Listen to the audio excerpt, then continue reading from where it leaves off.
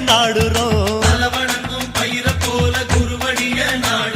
குருவடிவில் காட்சி தரும் தெய்வமே எங்க விரதத்துல வந்து துணை செய்யுமே. குருவடிவில் காட்சி தரும் தெய்வமே எங்க விரதத்துல வந்து துணை செய்யுமே.